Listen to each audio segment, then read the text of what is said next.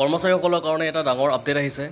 কৰ্মচাৰীসকলে যি তেওঁলোকৰ আৰ্থিক উন্নতিকৰণ অৰ্থাৎ তেওঁলোকৰ ফাইনেন্সিয়েল আপগ্ৰেডেশ্যন হয় আৰু কেতিয়া হয় যে যেতিয়া কোনো এজন কৰ্মচাৰীয়ে তেওঁ 10 বছৰ 20 বছৰ বা 30 বছৰ সম্পূৰ্ণ কৰে তেতিয়াহ'লে তেওঁৰ গ্ৰেড পে'ত যিটো গ্ৰেড পে' থাকে সেই গ্ৰেড পে' 10 বছৰ সেৱা সম্পূৰ্ণ হ'লে তেওঁৰ আপগ্ৰেডেশ্যন হয়, গ্ৰেড পে'টো বৃদ্ধি হয়। ঠিক তেনেকৈ আকৌ 20 বছৰত আন এটা, 30 বছৰত আন এটা, তেনেকৈ MSCP আঁচনিৰ জৰিয়তে তেওঁলোকক এইটো যিটো তেওঁলোকৰ ফাইনেন্সিয়েল বেনিফিটটো তেওঁলোকক দিয়া হয়। অৰ্থাৎ ক'ব গ'লে তেওঁলোকৰ পদোন্নতি হয়, প্ৰমোশ্যন হয়, স্কেল প্ৰমোশ্যন হয়। তো এনেকুৱা ক্ষেত্ৰত এটা খবৰ ওলাই আহিছে আৰু খবৰটো আপোনালোকে দেখিবলৈ পাইছে। ইয়াতে অসামৰিক চৰকাৰী কৰ্মচাৰীসকলক MSCP সুবিধা প্ৰদানক লৈ পেলাই। তো ইয়াতে সুধিছে কুৱেশ্যন, শ্ৰী সঞ্জয় সিং তেওঁ সুধিছে। প্ৰথম কুৱেশ্যনটো হৈছে ষষ্ঠ কেন্দ্ৰীয় বেতন আয়োগৰ সময়ছোৱাত 2006 চনৰ পৰা 2008 চনলৈ অৱসৰ গ্ৰহণ কৰা কেন্দ্ৰীয় চৰকাৰৰ অসামৰিক কৰ্মচাৰীসকলক মডিফাইড এছিয়ৰ্ড কেৰিয়াৰ প্ৰগ্ৰেশ্যন অৰ্থাৎ MSCP আঁচনিৰ সুবিধা দিয়া হোৱা নাই নেকি? যদি দিয়া হোৱা নাই তেন্তে তাৰ কাৰণ কি সুধিছে। আৰু 2 নম্বৰ কুৱেশ্যনটো সুধিছে যে উক্ত সময়ছোৱাত অৱসৰ গ্ৰহণ কৰি MSCP আঁচনিৰ সুবিধাৰ পৰা বঞ্চিত হোৱা অসামৰিক কৰ্মচাৰীৰ সংখ্যা কিমান? বিভাগ ভিত্তিক তথ্য দিয়ক।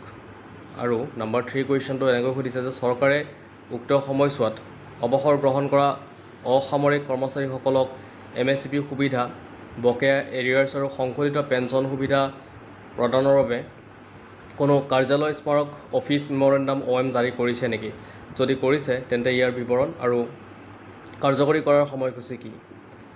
এই কুৱেশ্যনখিনিৰ আনচাৰত এনেকৈ কৈছে যে কৰ্মচাৰী জন অভিযোগ আৰু পেঞ্চন মন্ত্ৰালয়ৰ ৰাজ্যমন্ত্ৰী তথা প্ৰধানমন্ত্ৰী কাৰ্যালয়ৰ ৰাজ্যমন্ত্ৰী ডক্টৰ জিতেন্দ্ৰ সিং তেওঁ উত্তৰটো দিছে 1ৰ পৰা একদম লাষ্টলৈকে। তো তেওঁ কৈছে যে কেন্দ্ৰীয় চৰকাৰে 29/8/2008 তাৰিখে জাৰি কৰা প্ৰস্তাৱৰ জৰিয়তে ষষ্ঠ কেন্দ্ৰীয় বেতন আয়োগৰ চুপাৰিচ গ্ৰহণ কৰে 1 ছেপ্টেম্বৰ 2008 তাৰিখৰ পৰা মডিফাইড এছিয়ৰ্ড কেৰিয়াৰ প্ৰগ্ৰেশ্যন স্কিম কাৰ্যকৰী কৰে।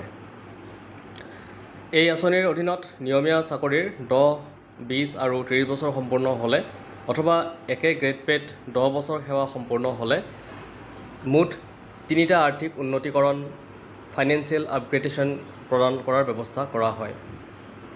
যিহেতু 1/1/2006 পৰা 1/8/2008 সময়ছোৱাত MSCP আঁচনি বলবৎ নাছিল, সেয়ে এই সময়ছোৱাত সেৱাত থকা অথবা অৱসৰ গ্ৰহণ কৰা কোনো কেন্দ্ৰীয় অসামৰিক কৰ্মচাৰীলৈ MSCP সুবিধা প্ৰদান বা সেই সম্পৰ্কে কোনো অফিচ মেমৰেণ্ডাম জাৰি কৰা প্ৰশ্নই নুঠে। তো দেখিবলৈ পালে এনেকৈ যি MSCPৰ কথা আছিলে 2006 চনৰ পৰা 2008 চনলৈ 1/1/2006 পৰা 31/8/2008 চনলৈ এই সময়ছোৱাত MSCP আঁচনিখন নাছিল বুলি কৈছে আৰু নোহোৱাৰ কাৰণে তেনেকুৱা ধৰণৰ কোনো আপোনাৰ সুবিধা প্ৰদানৰ কোনো কথা আহি পৰা নাই বুলি ইয়াতে কোৱা হৈছে।